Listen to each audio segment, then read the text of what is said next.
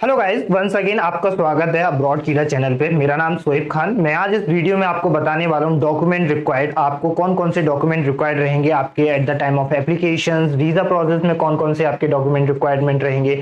पूरा in details and depth में आपको पूरी चीजें आपको एक्सप्लेन करूंगा। चलिए स्टार्ट करते हैं इस वीडियो।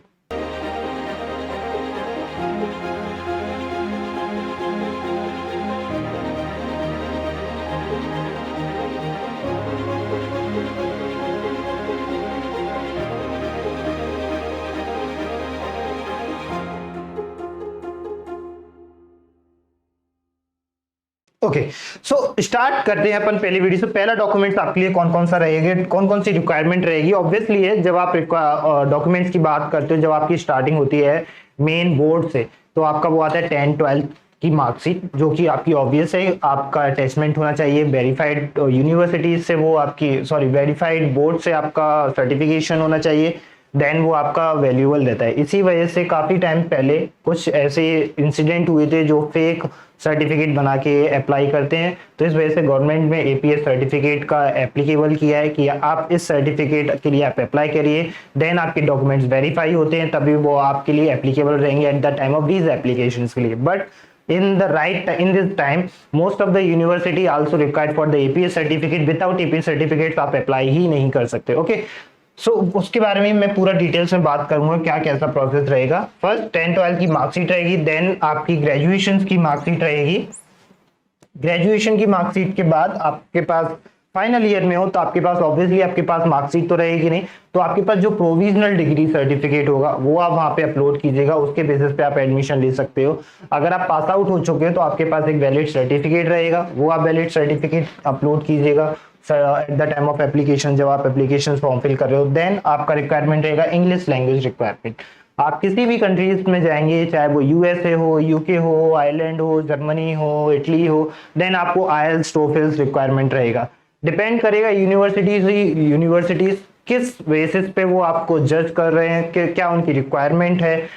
आईएलटीएस होता है, टोफेल्स होता है, एंड कैम्ब्रिज के कुछ सर्टिफिकेशंस होते हैं जो किसी किसी यूनिवर्सिटीज में एप्लीकेबल्स रहते हैं। इस ईयर तो आई थिंक आईएलटीएस ने वन सेक्शन है वो रीटेक कर दिया है, बट ऑब्वियसली कि अभी वो सारी यूनिवर्सिटीज में भी वो अप्लाई नहीं हुआ है। सिर्फ ऑस्ट्रेलिया कंट्रीज है जहाँ पे अभी वो एप्लीकेबल कर रहे हैं कि आपका वन सेक्शन रीटेक आप देके आप पार्टिसिपेट कर सकते हो, अप्लाई कर सकते हो यूनिवर्सिटीज में। ओके, देन आईएलटीएस हो गया, आपका टोफिल हो गया। इसके बाद जो आता है आपका जर्मन सर्टिफिकेट। जर्मन मैंने बेसिकली यहाँ पे क्यों लिखा है गोएथे इंस्टीट्यूट से, क्योंकि काफी सारे स्टूडेंट्स हैं जो जर्मनी के लिए, यूरोप के लिए जाते हैं, वहां पे उनको लैंग्वेज बैरियर होता है। सो ऑब्वियसली है, जब आप एक ऐसी कंट्रीज में जा रहे हो, यूरोप की ऐसी कंट्री है जहाँ पे आपका लैंग्वेज रिक्वायरमेंट ही कुछ और है। आप इंग्लिश बेसिस में वहाँ पे आप एजुकेशन कर सकते हो, बट वहाँ पे जब आप रहते हो लिविंग के रिगार्डिंग, आप जब शॉपिंग करोगे तो आपको कहीं ना कहीं प्रॉब्लम्स आएंगी।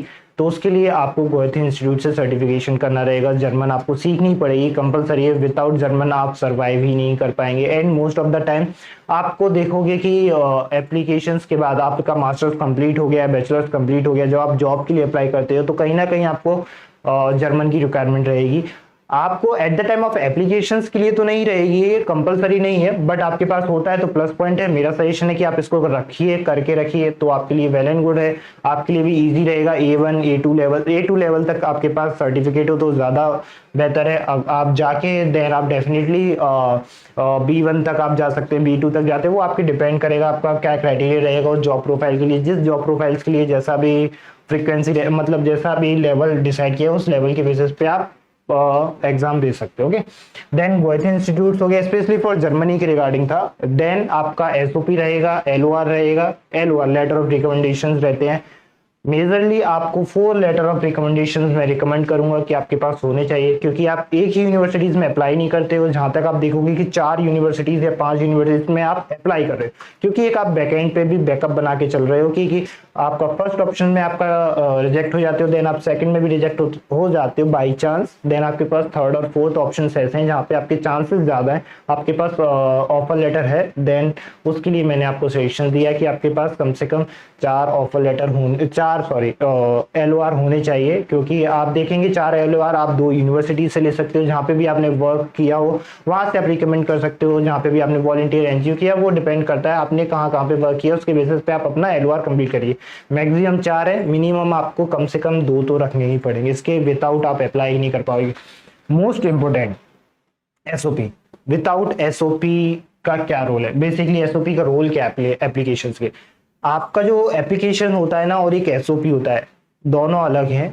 एप्लीकेशन से ये एसओपी है, बट आपका जो पूरा एप्लीकेशन है वो डिपेंड करेगा आपके एसओपी पे, क्योंकि मोस्ट ऑफ द टाइम जो आपका डिसीजन फैक्टर होता है, आपका एक्सेप्टेंस होता है, जो भी रिजेक्शंस होगा वो सिर्फ आपका एसओपी के बेसिस पे ही होगा, क्योंकि आपके डॉक्यूमेंट सही है, करेक्ट है, वो एक रिक्वायरमेंट है, एसओपी भी एक रिक्वायरमेंट है, बट आपका वो देख रहे हैं कि आप इस यूनिवर्सिटीज में क्यों आना चाहते हैं, इस प्रोग्राम के स्पेसिफिक ही रिगार्डिंग क्यों, क्योंकि आपका जो बैकग्राउंड है वो भी इस रिलेटेड से, क्या आप उसके लिए क्यूरियस हैं, आप उस प्रोग्राम के लिए इंटरेस्टेड है, देन वो आपको उस प्रोग्राम के लिए आपको सीट देंगे। क्योंकि यूरोप में जब आप अप्लाई करते हो तो मोस्ट ऑफ द कंट्रीज में आप देखोगे कि कहीं ना कहीं ट्यूशन फीस काफी कम है, लो ट्यूशन फीस है, एंड फ्री ऑफ कॉस्ट काफी सारी पब्लिक यूनिवर्सिटीज हैं इन जर्मनी में, इन इटली में, जहाँ पे आपको फीस देनी पड़ेगी। और स्कॉलरशिप का भी वाइड क्राइटेरिया, वाइड रेंज है जहाँ पे आप अप्लाई कर सकते, स्कॉलरशिप भी आप गेन कर सकते हो। ओके, तो देन आपके पास एसओपी मेजर फैक्टर है, आप इसको अच्छे तरीके से आप लिखना है, किसी का कॉपी पेस्ट मत कीजिएगा, क्योंकि रिजेक्शन इसी के बेसिस पे होता है। आपका जितना ज्यादा एसओपी स्ट्रांग होगा उतना ज्यादा आपका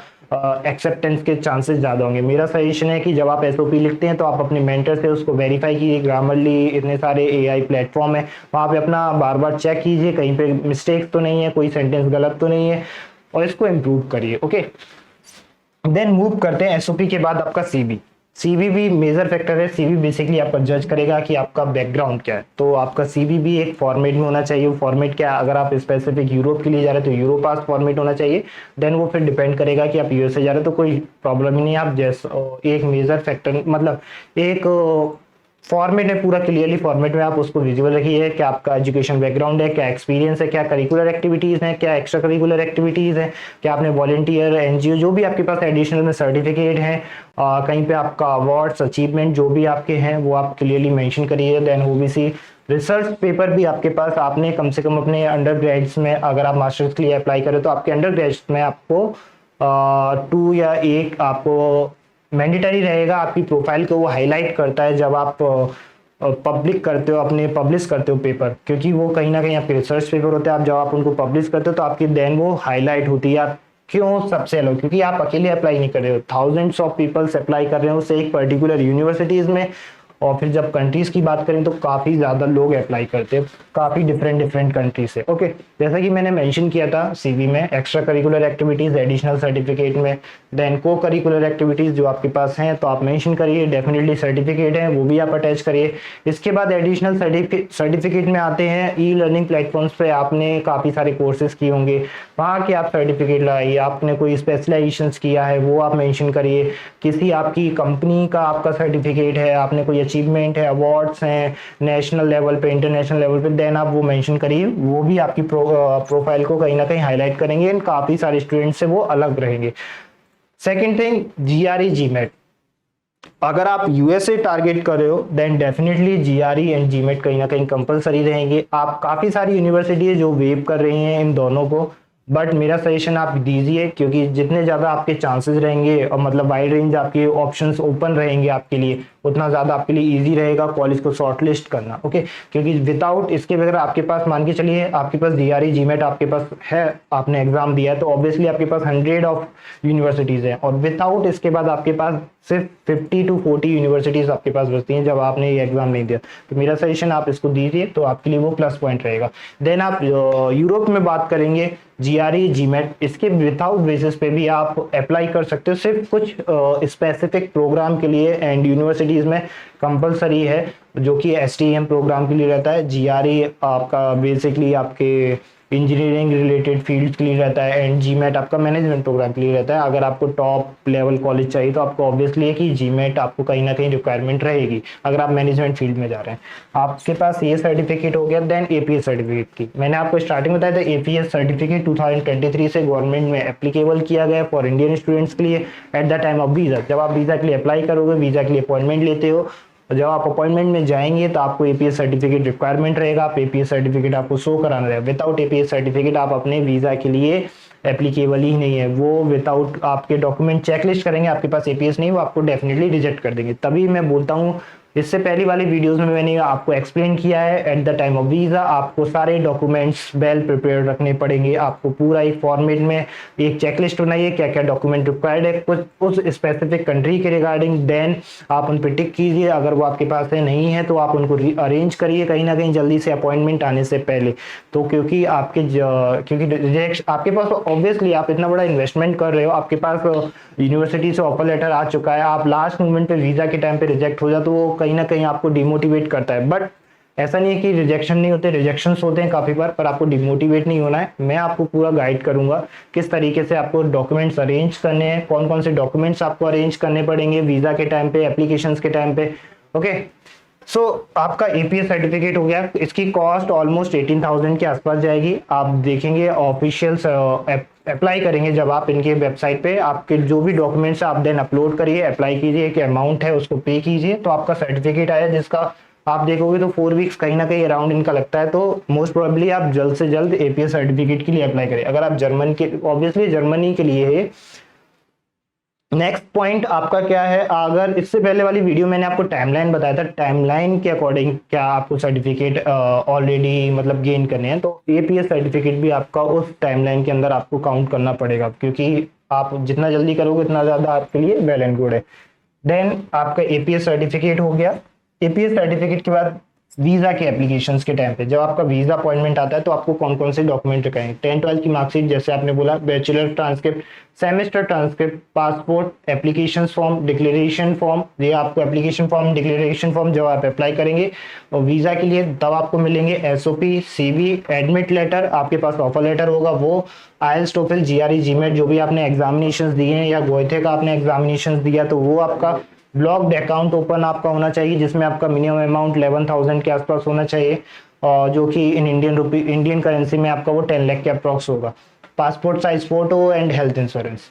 इसके अलावा आपके पास जब आप अप्लाई करते हो कहीं ना कहीं आपके पास एप्लीकेशंस के टाइम पे भी आपके पास सेमेस्टर ट्रांसक्रिप्ट होना चाहिए, क्योंकि वो सेमेस्टर ट्रांसक्रिप्ट भी मांगते हैं। पासपोर्ट भी आपको अप्लाई करना पड़ेगा, सॉरी वहाँ पे अपलोड करना पड़ेगा। तो ये सारी डॉक्यूमेंट्स मैंने आपको बताया, ये राइट डाउन करना है आपको, राइट डाउन कर लीजिए, डिस्क्रिप्शन में आपकी इसकी लिंक भी मिल जाएगी प्रॉपर फॉर्मेट में, तो आप वहां से भी जाके इसको डाउनलोड करके अपनी एक चेकलिस्ट खुद की प्रिपेयर कर सकते हैं कि आपकी कंट्रीज के अकॉर्डिंग आपको कौन कौन सी डॉक्यूमेंट्स रिक्वायर्ड होंगे। ओके, मिलते हैं नेक्स्ट वीडियो में, सी यू।